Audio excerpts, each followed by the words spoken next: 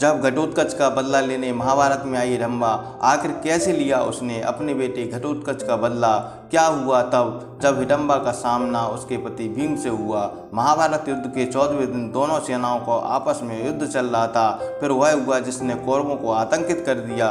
कौरव सेना में उथल पुथल मचाता हुआ घटोत्कच अंगराज कर्ण की ओर बढ़ता चला जा रहा था। उस समय कौरव सेना के सेनापति गुरु द्रोण थे और उन्होंने कौरवों की सुरक्षा की जिम्मेदारी ली थी, परंतु वे घटोत्कच की मायावी शक्तियों का सामना देर तक नहीं कर पाए। यह नज़ारा देखकर दुर्योधन कांप उठा। उसने कर्ण को इंद्र से मिला दिव्यास्त्र चलाने को कहा और कर्ण ने उसके प्रयोग से घटोत्कच का वध कर दिया। घटोत्कच भले ही मर गया, परंतु उसकी कहानी अभी समाप्त नहीं हुई थी, क्योंकि घटोत्कच की याद अभी भी हिडम्बा के मस्तिष्क में जिंदा थी। आखिर हिडम्बा ने क्या किया घटोत्कच के मरने के बाद, यह सब जानने के लिए आप वीडियो के अंत तक जरूर बने रहें। वीडियो में आगे बढ़ने से पहले कमेंट बॉक्स में राधे राधे अवश्य लिख दें। हिडम्बा का शुरुआती जीवन बहुत ही दर्दनाक था। उसे अपने ही भाई की सेवका बनकर रहना पड़ता था। यह बात उस समय की है जब युधिष्ठिर युवराज बने थे। तब दुर्योधन अपने शंका लेकर मामा शकुनी के पास गया और शकुनी ने सुझाव दिया कि वह हमेशा कौरवों के माथे पर लगा कलंक बन गया है। दुर्योधन और शकुनी ने पांडवों से जाकर कहा कि उनके पिता पांडु वारणा व्रत में जाकर शिवजी की पूजा करके प्रजा में दान किया करते थे। उनके मरने के बाद से यह शुभ कार्य बंद है, इसलिए उन्हें यह वारणा व्रत जाना चाहिए। पांडव मामा शकुनी की यह बात मान गए और उसके बाद शकुनी और दुर्योधन ने वारणा व्रत में एक लाक्षागृह का निर्माण कराया, जिससे जब पांडव वहां जाएं तब वहां पर ही उस लाक्षागृह में आग लगाकर पांडवों को भस्म कर दिया जाए। लेकिन विदुर दुर्योधन के इस षड्यंत्र को समझ गए और उन्होंने उस महल में एक गुप्त सुरंग का निर्माण करा दिया। इसकी सूचना उन्होंने पांडवों को दे दी थी। माता कुंती समेत पांचों पांडव वारणा व्रत पहुंच गए। तब वह रात में सो रहे थे, तभी रात में अचानक महल में आग लग गई। सभी को लगा कि पांडव लाक्षागृह में जलकर भस्म हो गए, लेकिन यह सच नहीं था। पांडव विदुर के द्वारा बताई गई उस सुरंग से निकलकर बच गए थे तथा वह वन में प्रवेश कर एक नदी के माध्यम से दक्षिण दिशा की ओर चले गए। माता कुंती समेत सभी पांडव वेश बदलकर रहने लगे और वो जिस क्षेत्र में रह रहे थे वहाँ पर राक्षस हिडम्ब का राज्य चलता था। हिडम्ब बहुत भयानक राक्षस था। वह मनुष्य को जिंदा ही खा जाता था, जिसके कारण आसपास के क्षेत्रों में मनुष्यों की आबादी बहुत कम थी। हिडम्ब का इतना खौफ था कि उसके आसपास के क्षेत्र में कोई भी प्रवेश करने की हिम्मत नहीं कर पाता था। उसी राक्षस हिडम्ब की बहन थी हिडम्बा, जो उसके लिए भोजन का प्रबंध करती थी। हिडम्ब अपनी बहन हिडम्बा पर बहुत अत्याचार करता था और उसके साथ नौकरों जैसा बर्ताव करता था। जब पांडव उस वन से गुजर रहे थे, उस समय उन्हें प्यास लगी और वह पानी पीकर थकान के कारण गहरी निद्रा में चले गए। भीम वहाँ पर पहरा देने लगे। मानवों की गंध मिलने पर हिडम्ब ने पांडवों को पकड़कर लाने के लिए अपनी बहन हिडम्बा को भेजा ताकि वह उन्हें अपना आहार बना सके।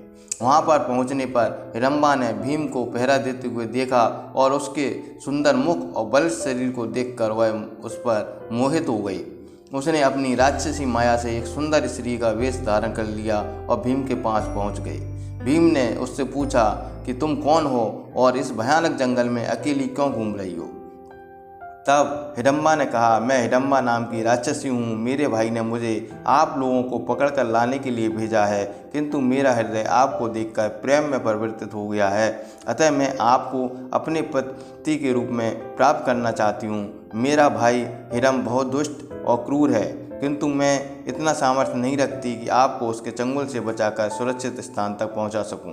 इधर अपनी बहन को लौटकर आने में विलंब होता देखकर हिडम्ब उस स्थान पर जा पहुंचा।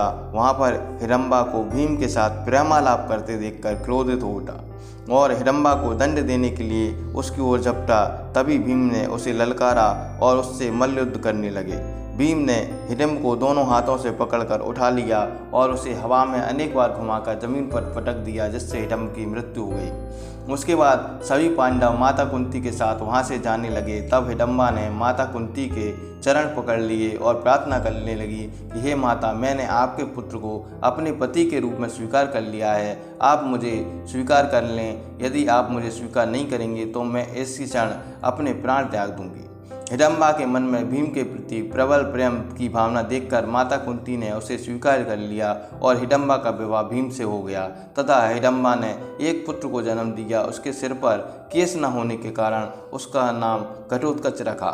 महाभारत में घटोत्कच ने कौरव सेना में हाहाकार मचा दिया तथा कर्ण के द्वारा उसकी मृत्यु हो गई थी। तब घटोत्कच, ऐसा कहा जाता है कि घटोत्कच के मरने के बाद हिडम्बा क्रोध से व्याकुल होकर युद्ध क्षेत्र की ओर बढ़ने लगी। तभी वहां पर भगवान श्री कृष्ण प्रकट हुए और उन्होंने हिडम्बा के क्रोध को शांत किया। उन्होंने हिडम्बा के जन्म का कारण बताया और भगवान श्री कृष्ण ने हिडम्बा को अन्यों को दिव्य ज्ञान प्रदान किए, जिससे राक्षसी हिडम्बा का मन परिवर्तित हो गया। इसके बाद हिडम्बा ने घोर तपस्या की, जिससे उसे राक्षसी जाति से मुक्ति मिल गई और वह एक देवी के रूप में परिवर्तित हो गई।